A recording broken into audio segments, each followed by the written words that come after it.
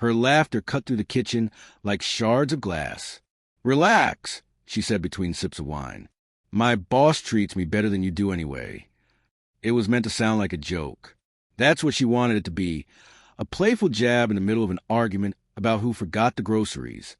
But the curl of her lips, the glint of satisfaction in her eyes, told me it wasn't a joke at all. I froze mid-step, the takeout bag suddenly heavy in my hands. What's that supposed to mean? She rolled her eyes. "God, don't start. It's just a joke." "Doesn't sound like one," I muttered.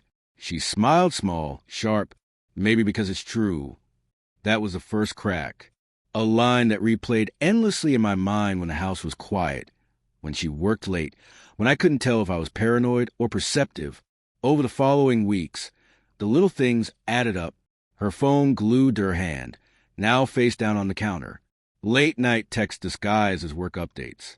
The way she suddenly dressed sharper, spent extra time on her hair, the lingering scent of perfume that wasn't hers. I asked her once if she was seeing someone. She laughed, brushed my cheek, and said, "You really have to stop being so insecure."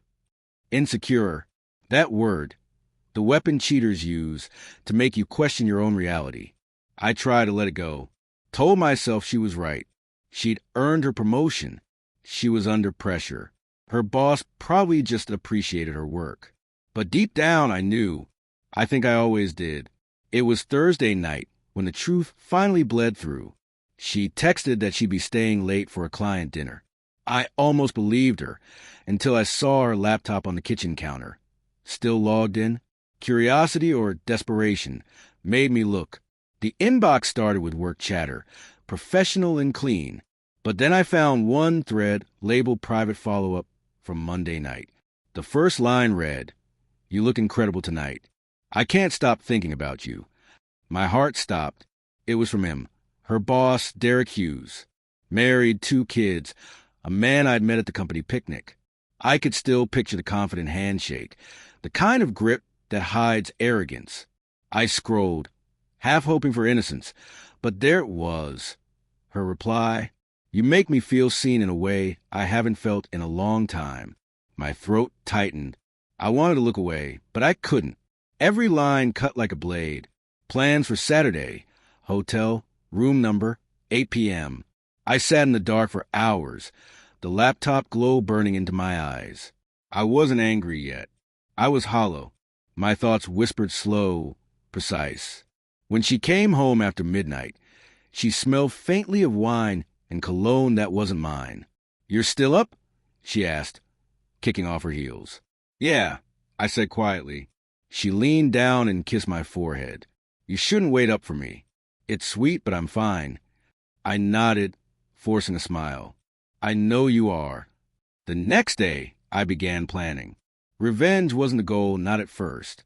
I just needed the truth. Saturday night, I followed her, parked 2 blocks from the hotel, and watched her walk inside, phone in hand, checking her reflection in the glass. 10 minutes later, Derek arrived, casual, sleeves rolled up, confident as ever. They greeted each other like lovers rehearsing normalcy. When they took the elevator together, something inside me snapped, quietly, cleanly. I didn't confront them. I waited until the next morning. She came home around noon, humming softly, a faint smile on her lips. "You're up early," she said, pouring coffee like nothing had happened. I watched her for a moment before asking, "How was your meeting?" Her face froze. "What? The one with your boss?" "The one at the hotel." The color drained from her face so fast. It was almost satisfying. "You followed me," she hissed. "I read your emails."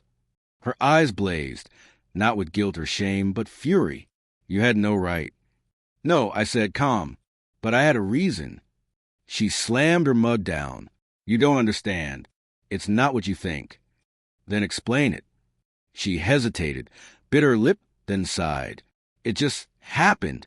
I didn't mean to. He's been supportive. You've been distant. I needed someone to talk to." I laughed, bitter and sharp. "You talked to him with your clothes off." Her expression twisted. "You think you're perfect. You think you didn't push me toward this." Deflection. Blame. A coward's confession. I grabbed my keys. You're right. Maybe I did. But now I'll fix both our mistakes. She called after me, confused. I didn't answer. Monday morning, I drove straight to Derek's company headquarters. I knew his wife worked in HR. I'd met her once, attentive, precise, the type who notices everything. By noon, the email thread was on her desk. By week's end, Derek Hughes was escorted out with his belongings in a box. When my wife found out, she stormed into my office, eyes wild. What did you do? I met her gaze, unflinching. I told the truth. You ruined his career, she shouted. No, I said quietly. You did. Her voice dropped to a whisper, shaking. You wanted to punish me. I met her eyes. No, I wanted you to understand what it feels like to lose something you thought was secure. She cried then. Real tears, not the manipulative ones she used to win arguments. But they didn't move me. The part of me that once fought for her was gone. In the weeks after, she tried to fix things. Notes on my car, long texts at midnight. We can start over, she said once, voice trembling.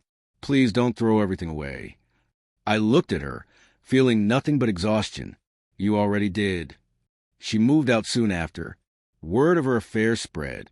Friends we shared stopped calling. Her reputation at work collapsed. She left the city within months. Sometimes, late at night, I think of that joke, my boss treats me better. She was right, in a way. He treated her better, until the truth caught up with both of them. Now he's jobless. She's alone. And me? I'm finally at peace. But peace has a cost. It's not satisfaction. It's silence. The kind that fills your home when there's no one left to lie to.